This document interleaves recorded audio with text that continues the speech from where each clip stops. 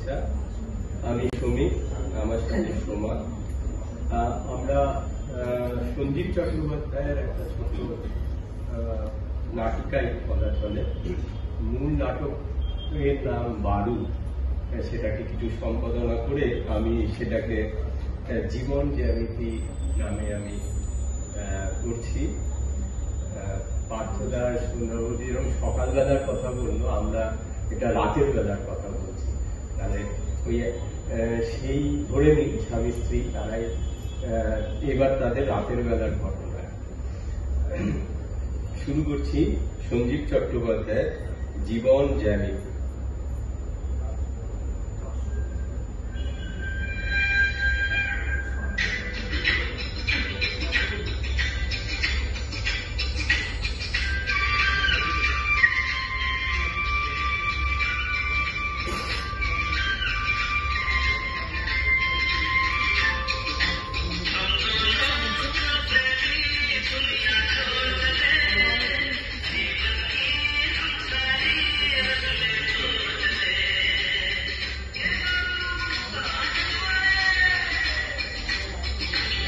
মাঝরাতে কি শুরু করেছো? কেন একদিন আপদ ছিটিয়ে? কি বন্ধ করে দিলে কেন? তোমার কোনো কাণ্ড খেয়ে গেছে? আচ্ছা, নিজের ঘরে বসে সারাদিন পর একটু মজ করে গানও শুনতে পারবো না? এ তোমার কি শাসন? আমরা গণতন্ত্রে বাস করছি না স্বৈরতন্ত্রে? স্বৈরতান্ত্রিক না হলে তোমাদের মতন অবাধ্যকে বাড়ি আনা যায় না, বুঝেছো? তার মানে আমার কোনো স্বাধীনতা নেই? মানে জোরুকা গোলাম হয়ে থাকতে হবে আমাকে? হ্যাঁ, সব সময় তাই থাকতে হবে।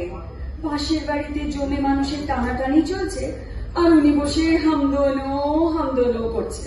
পাশের বাড়িতে কি হয়েছে? আমি তো কিছু জানি না। জানবে কি করে?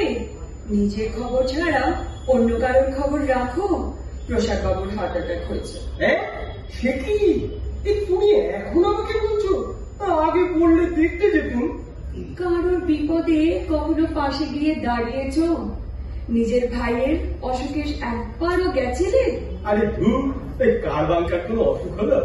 ছোট ঠাকুরপুর ফ্যাক্টরিতে যখন ধর্মঘট ছিল তখন একবার গিয়ে খবর নিয়েছিলে ওদের সংসার কিভাবে চলছে? আরে ধুর, ধর্মঘট তো এখন ওই সর্দি কাশির মতো, বলেই হলো।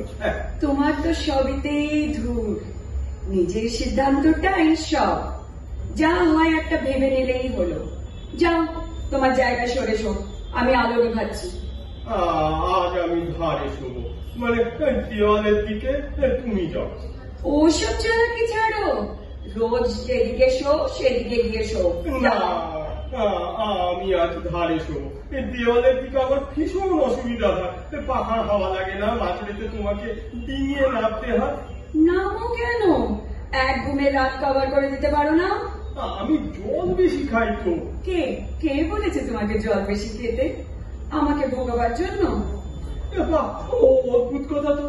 জল খাবার স্বাধীনতাও কি আমার নেই? তুমি কোন দেশে জানিয়ে? এক সময় তো বলতে তোমার রাজত্বর রানী।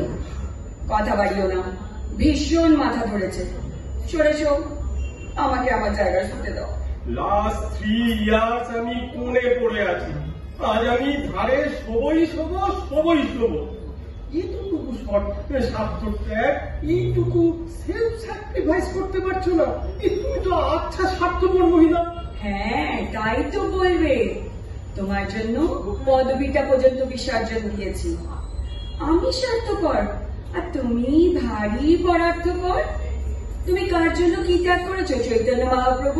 দেখো, গালাগালিও না বলছি। আমার ত্যাগের তুলনা হয় না, জানো? এই তোমার জন্য আমার মায়ের পেটের ভাইদের পর্যন্ত ত্যাগ করেছি। ওটা ত্যাগ নয় প্রভু, ওটা আধুনিক জীবনের ভাঙন। ওটাও স্বার্থপরতা। প্রথম ঘর নিয়ে টানাটানি, কে উত্তরে নেবে, কে দক্ষিণে নেবে, কে পূর্ব নেবে, কে পশ্চিম। পৈতৃক বাড়িটা শেষে বিক্রি হয়ে গেল। এমন জায়গায় এমন একটা বাড়ি, তোমাদের মনোদে বলবে আবার ওই রকম একটা বাড়ি তৈরি করা? বেশ হয়েছে, আপদ গেছে।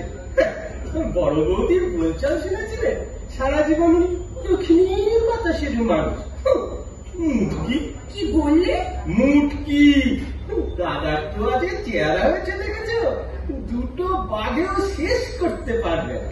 এরপরে যদি ওরা আমাকে পুটকি বলে তোমার কেমন লাগবে?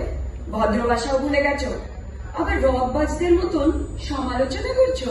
যেসব বউ স্বামীদের মাথায় উঠে নাচে তাদের প্রতি আমার বিন্দু মাত্র শ্রদ্ধা নেই। আসলে ওই দক্ষিণের ঘর, ওইটা তোমাকে ছেড়ে দিলেই ওই মুটকি মনে হতো তোমাকে ডান্সিং ফিগার। কি বলো? সরে সর, মাথা ধরেছে। এই তোমার তো দেখছি বন্ডারের গো। মেয়েরা সবসময় বা পাশে থাকবে, সেই জন্যই মেয়েদের আরেক নাম বামা, বুঝেছ? বেশ, মাথাটা ঘুরিয়ে নাও, তাহলে এই ঘাড়ে শুয়েও আমার বা পাশে থাকবে। এই তুমি কেন পলিটিশিয়ান হলে না কেন বলো তো? এই তাহলে তো বেশ একটা মিনিস্টার হয়ে বলে আইন টাইম তোমার হাতে রাখতে পারতে। যা লক্ষ্মী ছেলের মতন নিজের জায়গায় গিয়ে শুয়ে পড়ো। আজ আমি ধারে শোবো। লাস্ট 3 ইয়ার্স আমি দেওয়াল মুখো। তুমি সরবে না? No never. দেখো, সারাদিন আমাকে গাধার খাটুনি খাটতে হয়। আমাকেও হয়। থাক, সকালে নিচে নিচে বেরিয়ে গেলে রাতে ফিরে এসে ঠ্যাংয়ের উপরে ঠ্যাং তুলে একের পর এক হুকুম, চাই লাও, চিড়ি ভাজা লিয়াও। বিছানাটাকে ধামসে ধুমসে কি করেছে দেখেছো? আবার সিগারেটের ছাই ফেলেছো। ওটো চাদর ঝাড়তে হবে। তোমাকে আমি চিনি না ম্যাডাম, এই যে উঠবো অমনি ধবাস করে শুয়ে পড়বে, ও কি হচ্ছে না। তোমার মাথায় কি আজ ভূত চেপেছে? ভূত চেপেছে তোমার মাথায়, সত্যি গাধা হয়ে গেছো। তুমি কিন্তু সীমা ছাড়িয়ে যাচ্ছ। ও তাই নাকি? তুমি জানো সারাদিন আমাকে কি খাটুনি খাটতে হয়? খেটে রোজগার করি আমি বলেই খেতে পাও। ওই ঠ্যাংয়ের ওপর ঠ্যাং তোলাটাই দেখলে, আর সকাল বিকালে যে অসহ্য গরমে বাসে কুস্তি সেইটা দেখলে না? না, কথায় তোমার খাওয়ার খোটা। বউ মানে কি তোমাদের কৃতদাস নাকি? এই যুগ আর সেই যুগ নেই। মেয়েরা পড়ে তোমাদের মার খাবে, এইটা চলবে না।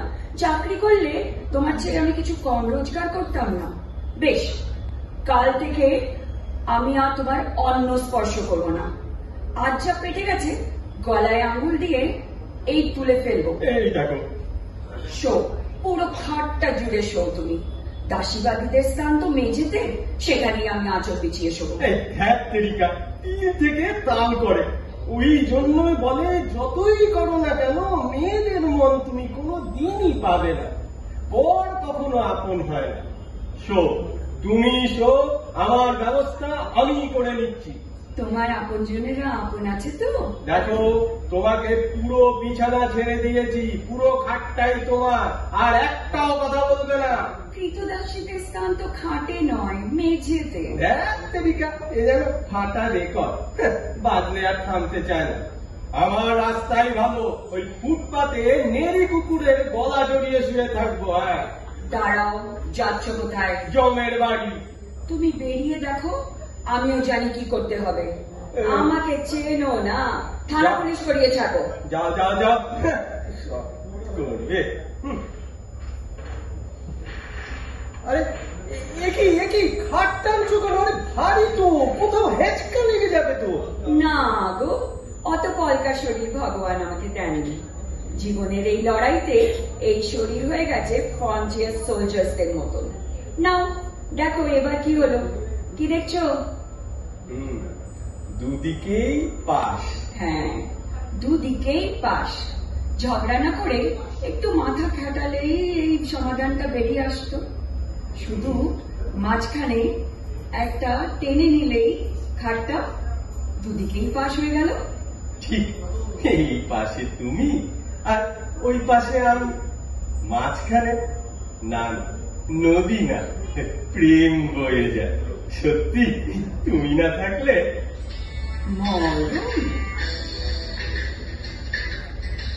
ধন্যবাদ।